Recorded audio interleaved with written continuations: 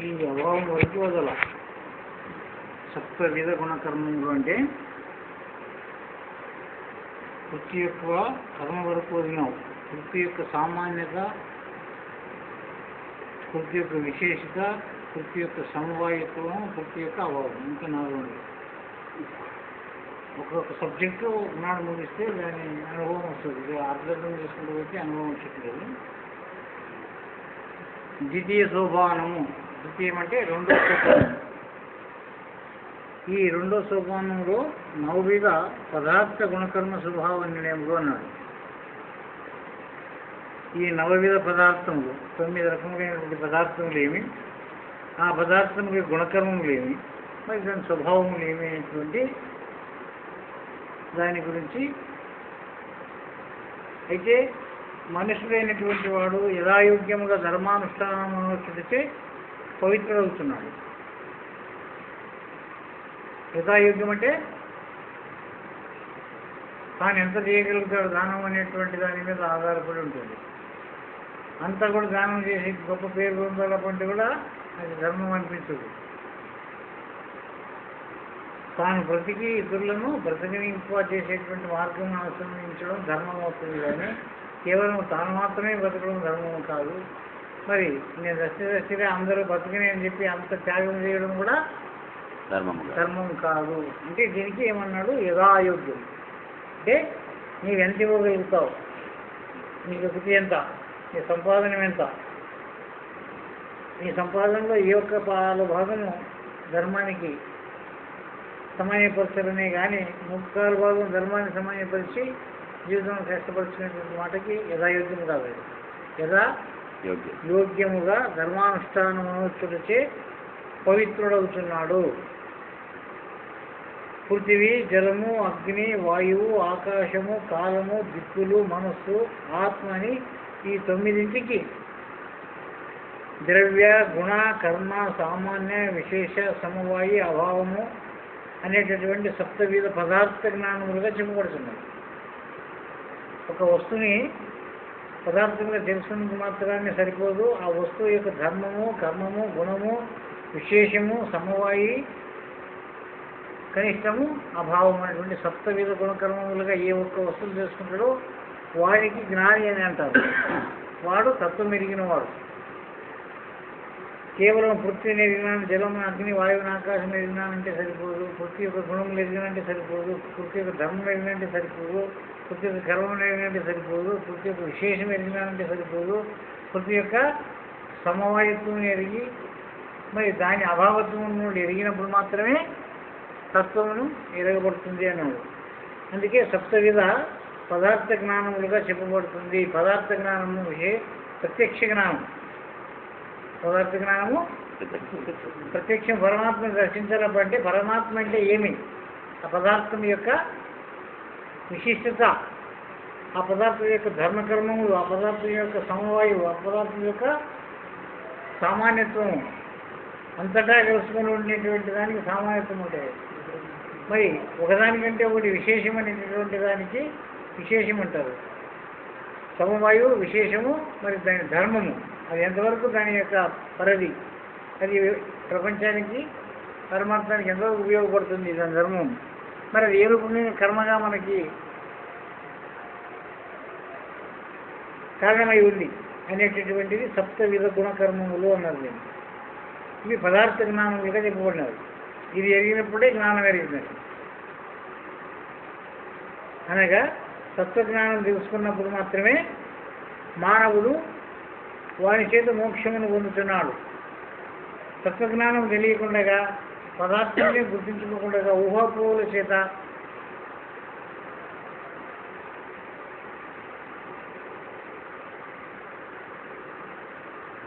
దాని యొక్క పట్టు విడుపులు తాను ఎరుగుతాడు. మోక్షం అనేది పొందాలంటే దాని పట్టు విడుపులు తనకు తెలియాలి, దాని సాగుబతుకులు తనకు తెలియాలి. అప్పుడే మోక్షం పొందేదానికి అర్హత. తానెవరో తనకు సంబంధించిన వస్తువులేమో తనకి తనే తెలియకుండా నేను మోక్షం కావాలంటే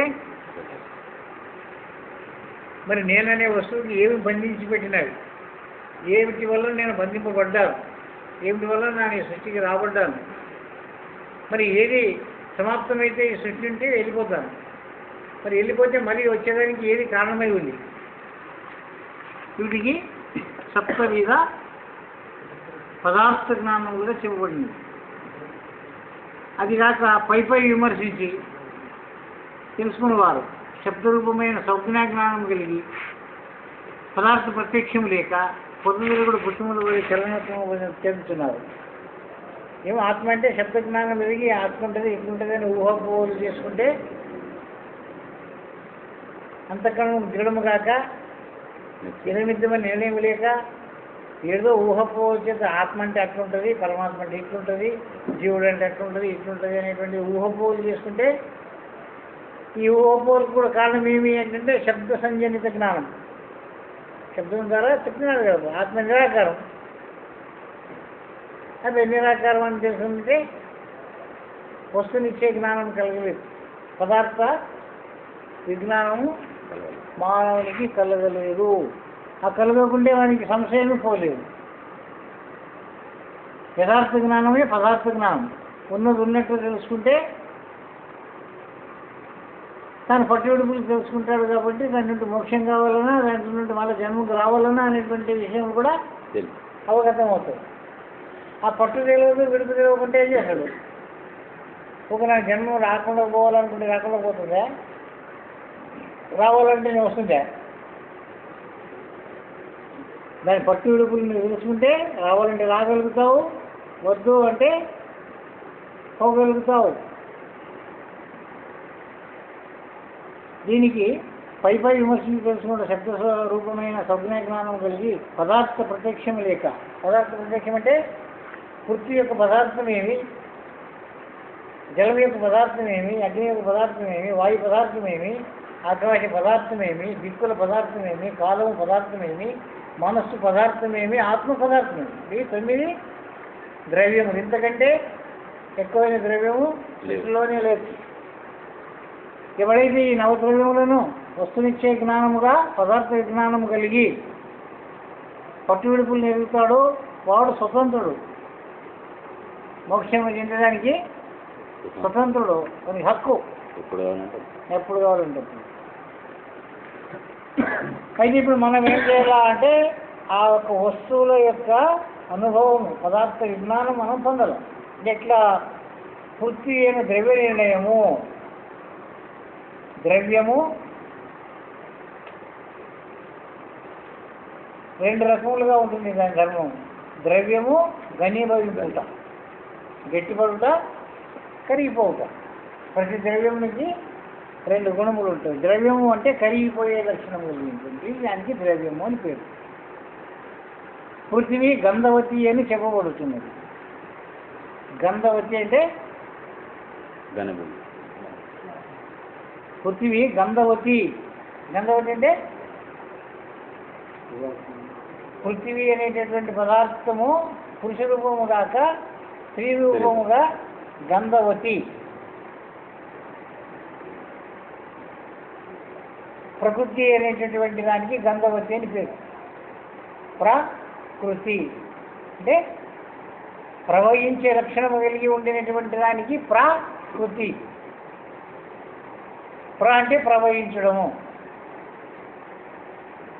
ప్రకృతి అంటే చలించడము. ఒకే రీతిగా ఉండేటటువంటిది కాదు. ఎంతవరకు ఇది ప్రకృతి అనేటువంటిది వస్తుంది అనేటువంటి ముందు మాట. పృథ్వీ గంధవతిని చెప్పబడుతున్నది అనగా గంధగుణము గలది. పృథ్వీ అని లక్ష్య నిర్దేశం. ఇంతవరకు లక్షణం అంటే ఏమి, లక్ష్యం అంటే ఏమి? లక్షణము లక్ష్యం. ఇప్పుడు మనము పరమాత్ముని లక్షణాలని విని మన లక్ష్యం ఆ యొక్క దానిపైన గమనం చేసినప్పుడు లక్ష్యం అవుతుంది. ఈ గంధగుణము గలది అనేటటువంటిది లక్ష్య నిర్దేశము. గంధవతి అనేది లక్ష్యం. విషయం అర్థమవుతుందో లేదా? పృథ్వీ అనేది నిర్దేశం.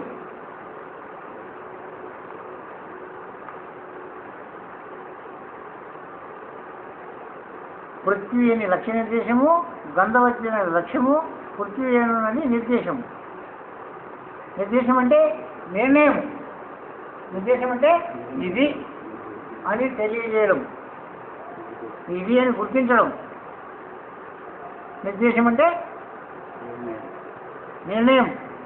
నిర్దేశం అన్నా, నిర్ణయం అన్నా, గుర్తన్నా, వస్తువు యొక్క అనుభవం అన్నా, సాక్షాత్కారం అన్నా, ప్రత్యక్షం అన్నా, ఇవన్నీ పదములు కలిస్తే ఒకే నిర్దేశమే. నిర్దిష్టము అంటే ఇంతే ఉంది అనేటటువంటి దానికి నిర్దిష్టము. నిర్దేశము, నిర్దిష్టము. బాగా అర్థం చేసుకున్న వాళ్ళ విషయాలు.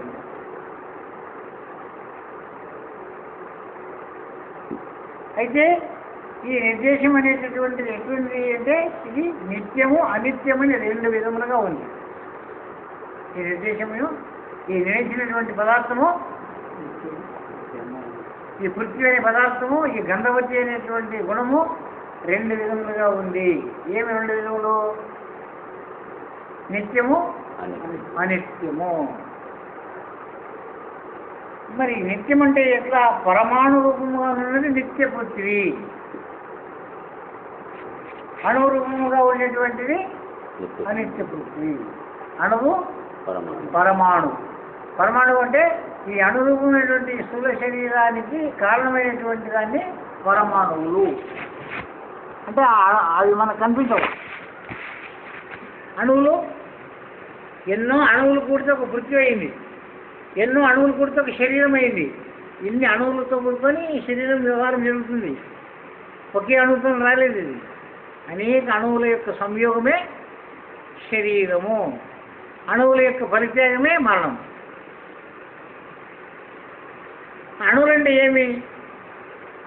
అందువరకు ఇక్కడ మొట్టమొదటి పదార్థ విజ్ఞానం మనకు కలగల. సూక్ష్మ రూపంగా ఉండేటి పరమాణువులు, ఆ పరమాణువుల ఎందుకు దాగి ఉండేటువంటిది.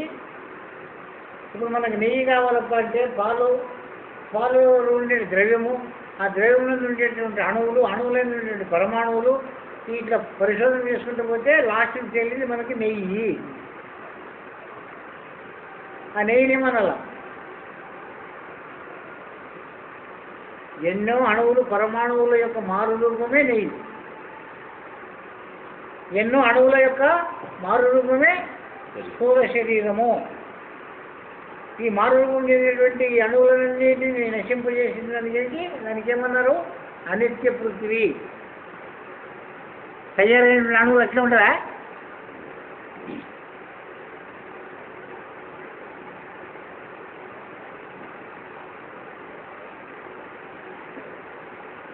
నిత్య పృథ్వీ కార్యరూపముగా గృహరామక్షేత్రాధికముగా గోచరించున్నది అనిత్య పృథ్వీ. పరమాణు రూపంగా ఉన్నది నిత్య పృథ్వీ.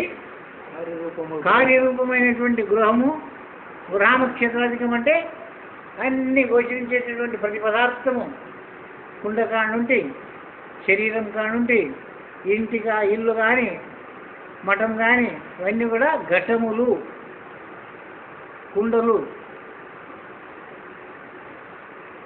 ఇవన్నీ మట్టి ద్వారా తయారైనవినా? ఇండ్లు కూడా ఏమితో తయారైనవి, కుండలు కానీ ఏమితో తయారైనవి. అట్లే ఈ స్థూల శరీరం కూడా ఏమితో తయారైంది అంటే దీనికి మూల పదార్థం మట్టి. అందుకే దీని ఏమన్నాడు? అన్నరసముతోనైన శోణిత శుక్లమయమైన ఈ దేహము అన్నమయము. అన్నం యొక్క అందువరకు ఈ అన్నం అనేది కాబట్టి స్థూల శరీరాలు కూడా ఇంకొక జంతువులు తింటాయి. కాబట్టి అన్నమైంది.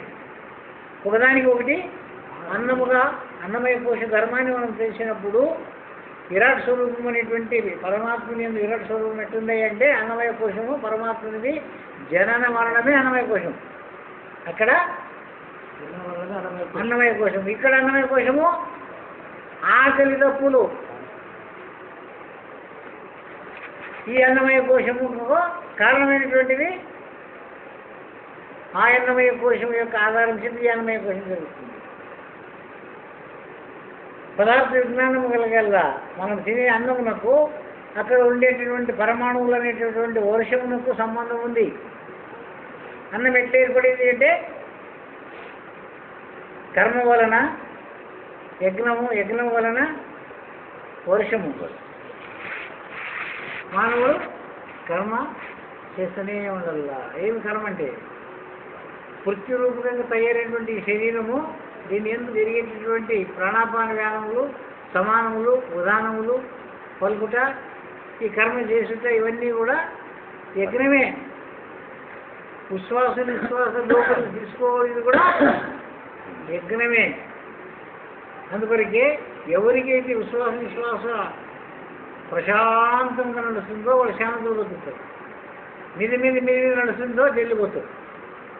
ప్రాణాయామము అని దానికి ఒక పేరు పెట్టినాం. అందువరకు జీవులను చూసినప్పుడు మనకు అర్థమవుతుంది. ఏనిగా చాలా ఏళ్ళు బతుకుతుంది, కుక్క జైలు తెచ్చిపోతుంది. కాను ఎంత ఎక్కువ దానిని ఖర్చు చేస్తే అంత జల్దీ తెచ్చుకోవాలి. అందువరకు యోగము ధ్యానం ఎందుకు చేస్తున్నాం అంటే ప్రాణముని యొక్క ఆయామం తెలుసుకొని ఒక ప్రక్రియ ద్వారా దాన్ని ఆచరించడం వలన ఆయుష్య ప్రాణాయామం ద్వారా ఏం జరుగుతుందంటే ఆయుష్య పెరుగుతుంది. అంతే. ఇంకా బతకాలంటే ప్రాణాయామం చేయాలి. ఈ ప్రాణాయామం ఎందుకు చేస్తున్నారంటే ఆ జ్ఞానం పొందడానికి కొన్నేళ్ళు బతకల్లా. తినేది కూడా ఎందుకు తింటున్నాం అంటే ఆ జ్ఞానం పొందేదానికి కొన్ని దినాలు బతకాలని తింటున్నాం. తిన్నికి బతుకుతున్నామా, తిన్నికి పుట్టినామా, బతికి తింటున్నామా? మనం తినే పదార్థములన్నీ తిన్నికి పుట్టినామా లేక బతికి తింటున్నామా?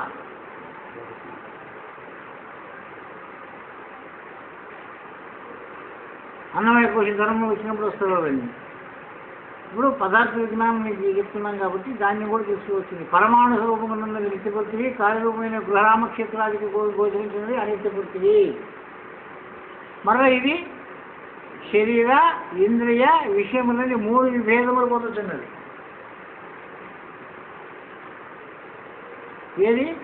ఈ అనిత్య పృథివి కూడా శరీర ఇంద్రియ విషయములోని 3 విభేదములు పొందుతున్నది. విరాట్ రూప శరీరం నందరి పృథ్వీ సంబంధమైనది స్థూల శరీరము. ఇంద్రియము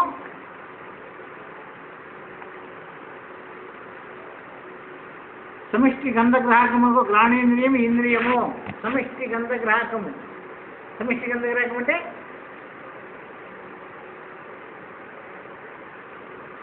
అందరి ముఖాలయందు అందరి ముఖముల ద్వారా గ్రహించేటటువంటి సమిష్టి రూప గంధగ్రాహకం అంటే పృథ్వీ యందు తెలియబడేటటువంటి వాసన. వర్షం అనేటటువంటిది భూమి మీద పడినప్పుడు భూమి నుండి ఒక వాసన వస్తుంది. అది అందరి ముక్కలకి భూమి యొక్క వాసన తెలియబడుతుంది. అది సమిష్టి గంధగ్రాహకం.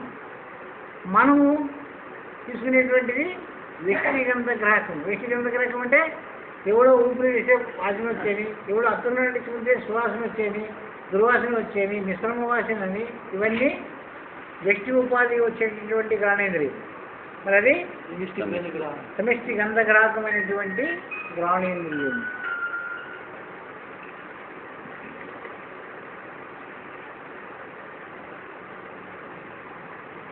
మరి విషయము పర్వతాది పాషాణములు దీని విషయములు అంటున్నాడు. పర్వతాది పాషాణములు అంటే రాళ్ళు దీని విషయం. పృథ్వీ యందు ఎన్నో కొండలు ఎన్నో భూమి మీద నిలబడి ఉన్నాయి. ఇవన్నీ పృథ్వీ యొక్క విషయములే.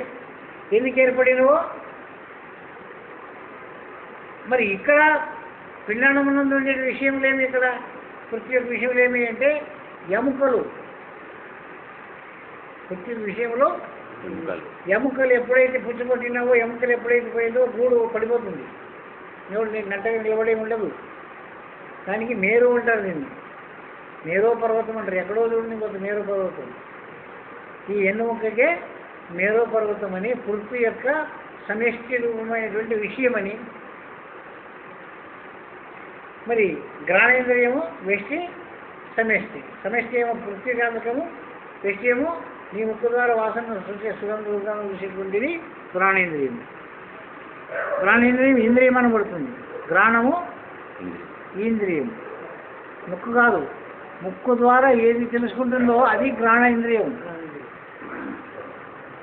కంటి ద్వారా ఏది రూపం వెళ్తుందో అది రూపేంద్రియం. చెవు ద్వారా ఏది శబ్దం తెలుసుకుంటుందో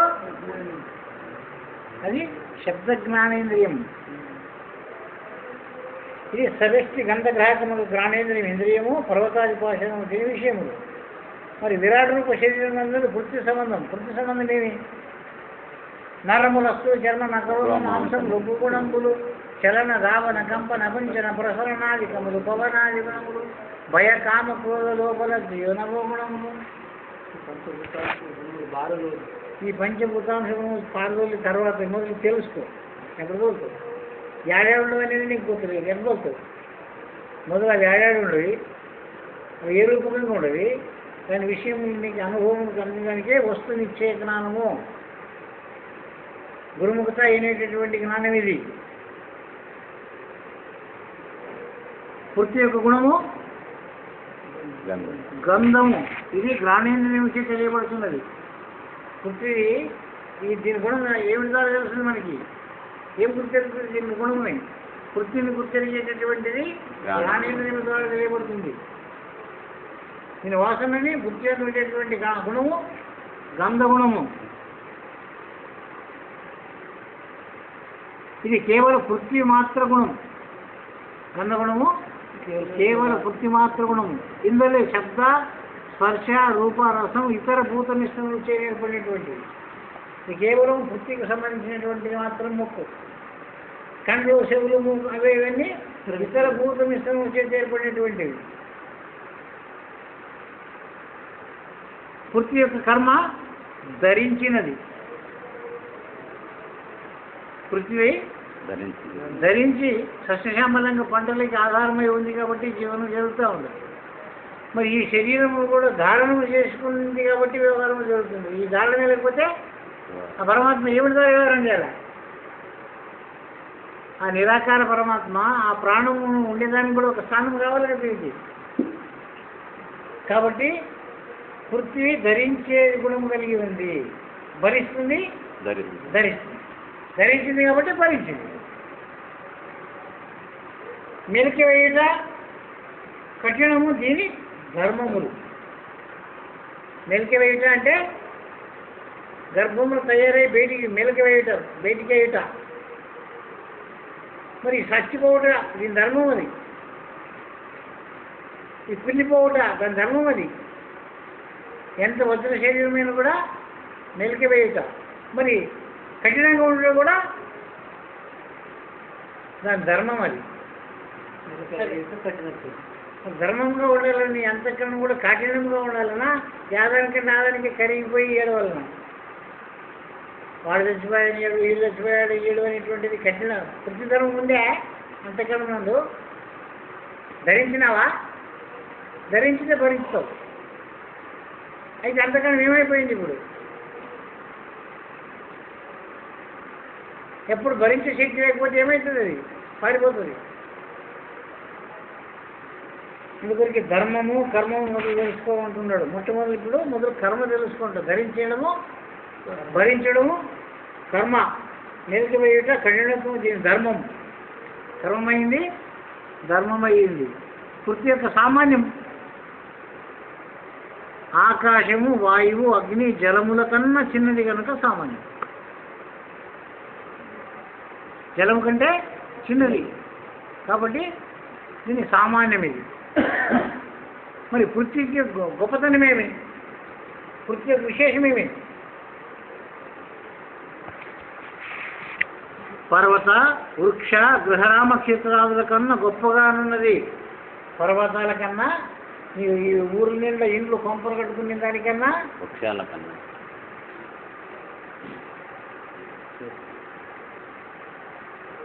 మరి ఈ భూమి మీద ఎన్ని చెట్లు అన్నిటికీ ఆధారంగా ఉంది కాబట్టి గొప్పదే. మనకి ఏది ఆధారమో అది గొప్పది కదా మనకైతే. మరి ఈ వృక్షాదులకు, ఈ పర్వతాదులకు, ఈ గృహరామాదుల క్షేత్రాదులకు అన్నిటికీ స్థానం ఇచ్చింది కాబట్టి గొప్పది.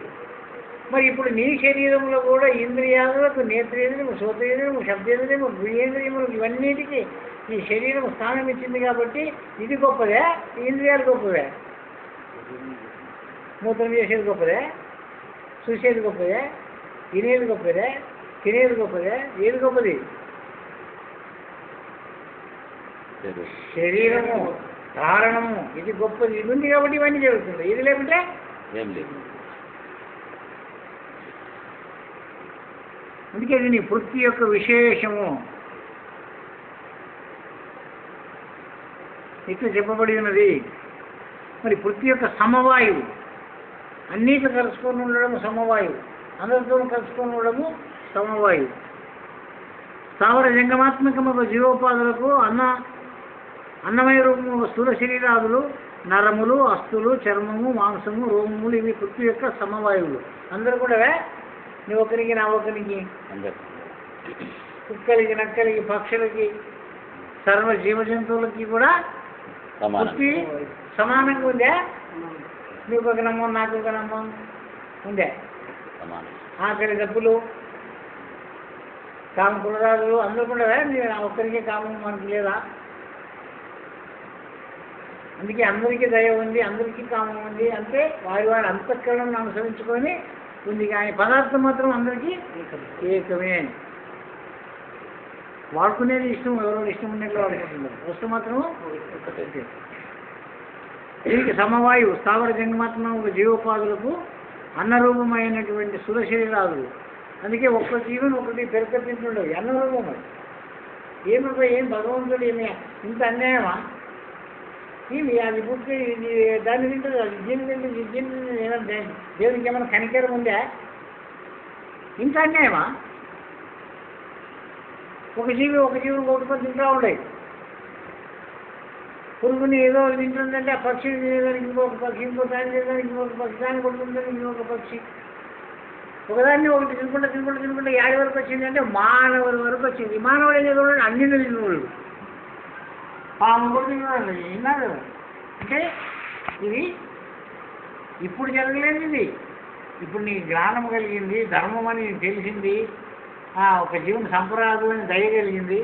దయ్యం బాగుంది. కానీ మరి ఆ పురుగులు వస్తామని మూటి బట్టమని కట్టుకుంటున్నాడు అని మంచిది బాగా సరిపోయింది. కానీ మరి ఇంకొకరికి గొంతు కోసి వ్యవహారం చేసి మన కొంపల నుంచి బతుకుతుండవు కదా, అది ఎంతది ఘోరం. ఒకసారికి ఆ ఏటి చేస్తే చచ్చిపోయి దాన్ని కాసుకొని తింటివి, దాన్ని వెళ్ళిపోయి బతుకున్నాను చంపుతున్నావు కదా, జీవితాంతం కూడా మనుషులు వచ్చుకొని వస్తున్నావు కదా. మరి ఆ పాపం ఎట్లా? అందుకే పాపము అంటే కేవలం శరీరములది కోసం తినడమే గొప్ప పాపం కాదు. ఇప్పుడు మనసు నొప్పించడం కూడా పాపమే అని చెప్పి మీరు వినడమో లేదు. మరి ఎవరి మనసు నొచ్చుకోకుండా ఉండాలంటే మనం ఎట్లా నడుచుకున్నాలా? మరి అయితే ఎవరు నొచ్చుకున్నారు? నానొక్కడే నొచ్చుకున్నాలా? దీనికే సూక్ష్మ జ్ఞానం వెళ్ళినటువంటి సుమతి చెప్పింది, ఎప్పటికయ్యేది ప్రస్తుతమునకు అప్పటికి ఆ మాటలాడి నొప్పించక తానవ్వక తప్పించక తిరుగువాడు ధన్యుడు సుమతి. తప్పించక తిరగల్లా, దీన్ని నా గొప్పతనం ప్రదర్శించాలా? మరి మాట ఏం సులభమే. మరి నడుచుకునేటప్పుడు తనని నొప్పికుండా తాను నొచ్చుకోకుండా నడిచేది ఎట్లా? ఇది వారి అంతఃకరణకు సంబంధించి ఉంది. అందుకే సమిష్టి ధర్మముగా పాలించినప్పుడు వారిని నొప్పించేది లేదు, నువ్వు నొచ్చుకున్నావు. సహజ ధర్మాన్ని అనుసరించినప్పుడు వారిని నొప్పించేది లేదు, నువ్వు నొచ్చుకునేది లేదు. వ్యతిరిక్త ధర్మాచరణ చేసినప్పుడు నీ వాళ్ళని నొచ్చుకోబోకైతే వాడిని నొప్పిపోయి. సహజ ధర్మాచరణలో ఎవరికి నొప్పి లేదు, సహజం అన్నారు. ప్రపంచంలో సహజ ధర్మాన్ని పాటించేవాళ్ళు ఎంతమంది ఉంటారంటే ఎత్తికి ఒక కోటికి ఒకటి కోట్లని చెప్పినారు. సహజ ధర్మం అంటే ఏమి? ఎవరికి నష్టం కాకుండా, తాను నష్టపడుకోకుండా. మరి ఎట్లా చూస్తున్నాడంటే కేవలం అంతఃకరణ వృత్తి ఎందు తాను బతికి ఇతరులను బ్రతకనివ్వడము అని ధర్మం అన్నారు. తాను ఒక్కడే బతకడం ధర్మం కాదు, ఇతరులను అందరిని బతికించడం కూడా ధర్మం కాదు. ఇంతవరకు విన్నాం ఆ విషయం. పృథ్వీ యొక్క ధర్మభావం చెప్పినారు. ఈ సమవాయువునందు కూడా అదే మాట చెప్పినారు. స్థావర జంగమాత్మకమైన జీవోపాధులకు, స్థావరములు అంటే ఆడే పుట్టి ఆడే పెరిగేటువంటి చెట్లు చాములు కూడా మరి అవి గుణపై ఏం వేస్తుండము? ఎరువు అంటే గొబ్బు మురిగిపోయినటువంటి వస్తువుని అవి తీసుకుంటున్నాయి. అంటే నీవు ఇచ్చేసేటువంటి చెడు గాలిలంతా చెట్లు లాక్కుంటున్నాయి. దాన్ని ఏమన్నారు? బొగ్గు పులుసు గాలి. అవి తీసుకొని మనకి ప్రాణవాయువుని ప్రసాదిస్తుండవు. వృక్షాలకు పృథ్వీ సమన్వయం అయితే ఆ పృథ్వీ యందు ఉండేటటువంటి అవి లోక కళ్యాణం చేసేదానికి ఒకనే భూమి మీద ఉండే చెట్లు అంటే ఆ చెట్లు కూడా ఈ జీవజంతువులైనటువంటి స్థావర జంగములు ఎరిగినటువంటి మలమూత్రాదులు తీసినటువంటి గ్యాస్ట్రిక్ గాలి కుద్దరపోయే ఊపిరి మురిగిపోయినటువంటి సత్తా ఇవన్నిటి యొక్క వాసనలను ఎవరు తీసుకుంటారు? ఇవన్నీ అంటే చెట్లు తీసుకుంటుంటారు. అందుకే ప్రాణవాయువుని ప్రసాదిస్తుంటారు. చెట్లు కొట్టేస్తే ప్రాణవాయువు నష్టమవుతుంది. ప్రాణవాయువు అంటే పరమాణువులను ఇంతవరకు విన్నాము. ఆ పరమాణువు లేకపోతే వర్షం రాదు. పృథ్వీ యందు పరమాణువులు ఉండాలప్ప అంటే ఈ దుర్గంధమైనటువంటి వస్తువులన్నీ చెట్లు లాక్కొని అది సుగంధమైనటువంటి పరిమాణములను ప్రసాదించితే అప్పుడు మేఘమండలం ద్వారా వర్షం వచ్చేదానికి సాధ్యమవుతుంది. మానవుడు కూడా వృక్ష దుర్మార్గం లేకుంటే జీవించలేడు. అవి గాలి లేకుంటే ఆక్సిజన్ వీళ్ళు బతకడు. వీళ్ళు బతుకుతున్నాడంటే ఈ బొగ్గు పులుసు గాలిని అవి లాక్కొని ప్రాణవాయువుని ప్రసాదిస్తుంటారు. కాబట్టి అవి ప్రాణవాయువు ద్వారానే సర్వజీవ జంతువులు బతికినాయి. అందుకే పృథ్వీ యొక్క సమవాయత్వం సక్రమంగా తెలుసుకోవాలి. సమవాయువు స్థావరజంగమాత్మైన జీవోపాధులకు అన్నరూపముగా స్థూల శరీరాదులు, నరములు, అస్థులు, చర్మము, మాంసము, రోము ఇవన్నీ పృథ్వీ యొక్క సమవాయువులు అనగా కారణరూప పృథ్వీ పరిణామములు. ఇట్లా వీనికి కారణత్వంగా ఉన్నది. అది కారణరూపము కదా. ఆ పృథ్వీయాగం చెందినటువంటి వృక్షభూములంటే కారణత్వం కదా. మరి కార్యరూపమైనటువంటి జీవ జగత్తులకందరికీ ఆధారముగా సమవాయువుగా ఉన్నది పృథ్వీ. కనుక దీనికి పృథ్వీ సమవాయువు అని నిర్ణయింపబడినది. ఇటు విజ్ఞానానికి సరిపోవాలా, జ్ఞానానికి సరిపోవాలా, వస్తు నిశ్చయమునికి కూడా సరిపోవాలా, నీ అనుభవానికి కూడా సరిపోవాలి. ఇది శాస్త్ర సమ్మతం, గురువాక్యం, ఆత్మ నిశ్చయం, మనో సంశోధన. మీరు ఎంత శోధించినా దీనికి వ్యతిరేకం చేసేటటువంటి దానికి ఎవరికి ఏ కులస్తునికి లేదు, ఏ మతస్థునికి లేదు. ఇది మతం కాదు, ఏ కులంకి సంబంధించినది కాదు. ఇది కేవలము ప్రతి మానవుని ధారణం చేసినటువంటి ప్రతి శరీరంకి అవసరమైనటువంటి ధర్మం ఇది. ఒక కులంకు సంబంధించిన ధర్మం కాదు ఇది, ఒక మతం సంబంధించిన ధర్మం కాదు. ఈ ధర్మం అనేది పరమాత్మ ధర్మము, పరిపూర్ణ ధర్మం, ప్రతి మానవునికి సంబంధించినటువంటి ధర్మం. ఇది సమవాయు పృథ్వీ ధర్మము. మరి ఏంటి ఇటువంటిది అభావం చెందాలి, లేకపోవాలంటే ఎట్లా? శరీరం వచ్చినా కదా ఎట్లయితే సరిపోతుంది, సరిపోతే లేకపోతుందా అనేటువంటి ప్రశ్న వస్తుంది. నేను సావాలని కూడా కొంతమంది వదిలేసుకుంటూ చచ్చిపోతారు. చచ్చిపోతే మళ్ళీ జనం రారా? వస్తారా? రారా? త్యాగం చేసుకుని తెచ్చినాడు కదా, రారాదు కదా.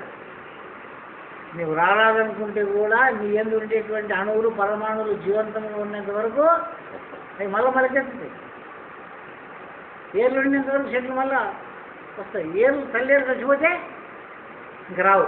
అయితే ఇక్కడ తల్లేరు ఏదో మనకు తెలవబడాలి. ఈ పృథ్వీకి తల్లేరు ఏది?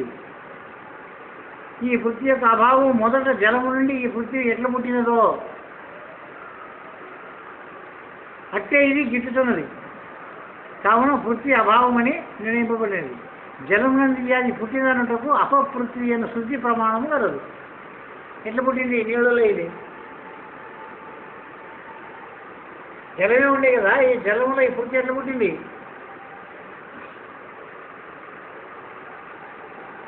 ఈ మన్ను ఎక్కడ నుండి వచ్చింది?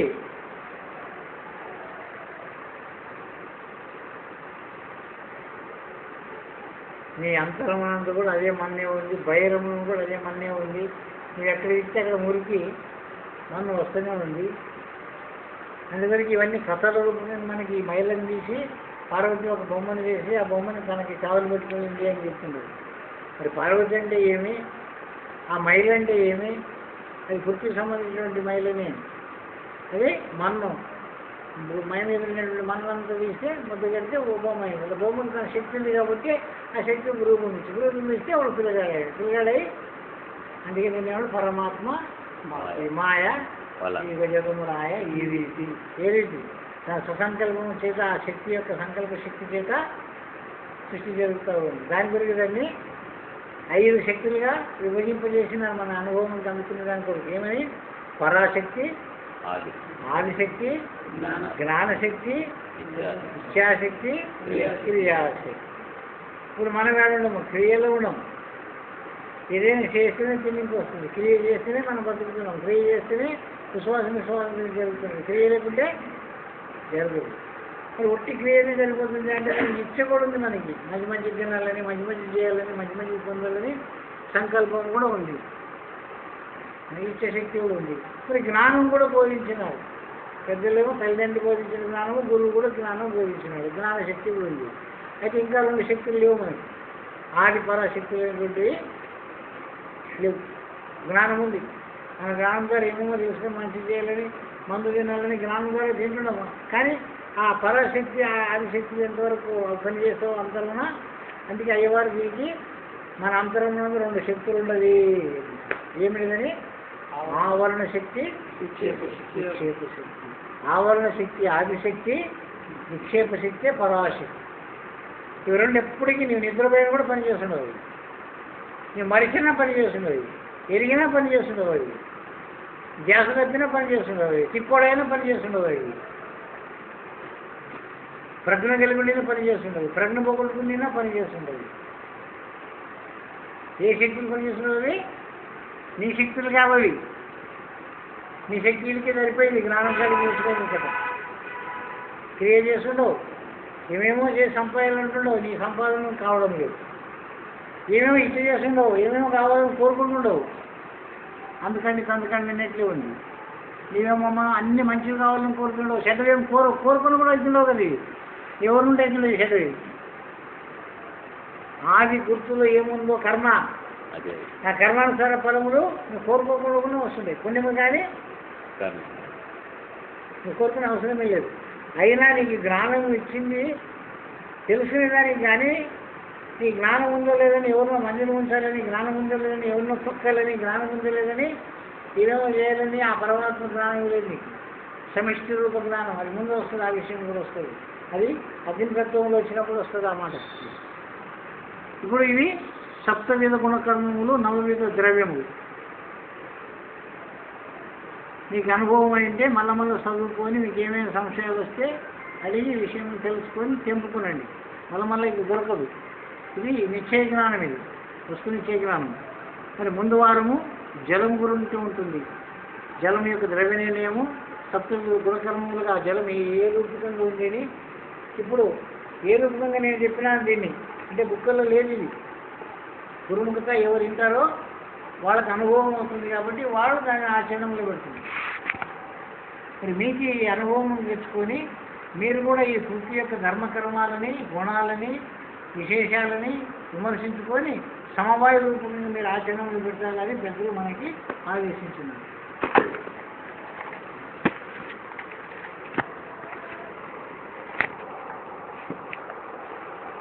ఆత్మ గుణం వచ్చే వరకు విశేషమైన వీటిని అనుభవం చూసుకుంటేనే ఆత్మ తెలుస్తుంది. వీటికి అనుభవం తెలియకుంటే ఆత్మ అనుభవం తెలియదు. ఇంత ఊహనేది మళ్ళీ ఊహలోనే నీకు వస్తుంది. కానీ నిర్ణయం మాత్రం దొరకదు. ఒక్కసారి నిర్ణయం దొరికినా నువ్వు సచ్చినా ఇది బాగు. ఎందుకప్ప అంటే మీరు తెలుసుకుని తెలివి కొన్ని మర్చి పెడతారు. ఈ తెలివి మాత్రం మళ్ళీ ఒక్కసారి తెలుసుకుంటే మళ్ళీ మర్చుకునేది ఉండదు.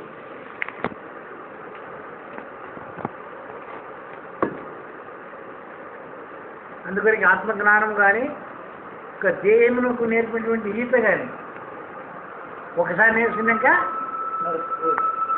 3 సంవత్సరాలైనా కూడా నీళ్ళలో పడితే నేను మునుగుతానా చేస్తానని అనుమానం అని ఎట్లుండదు.